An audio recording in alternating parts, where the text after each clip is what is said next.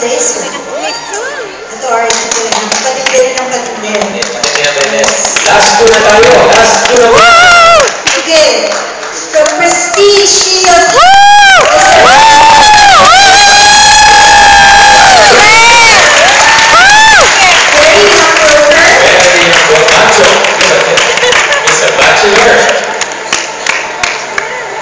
With only sellers but brokers under him, aggressive and also exploring international selling, is a business-minded person and an entrepreneur.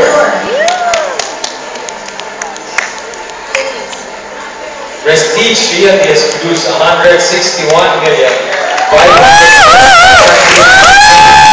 gross sales. Moving.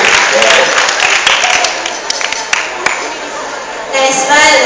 Nice smile, right? Yes. Kung hindi nyo pa nalaman, si Ryan po ay isa sa mga mayari ng CrossFit. Hindi nyo alam yung mga iba-ibang ginagawang workout. Kaya may ito nga ng katawan niya, oh. Macho, ba? Okay. And Finally, we come to the first placer. It's the Integrity Real Estate Sales and Leasing Board.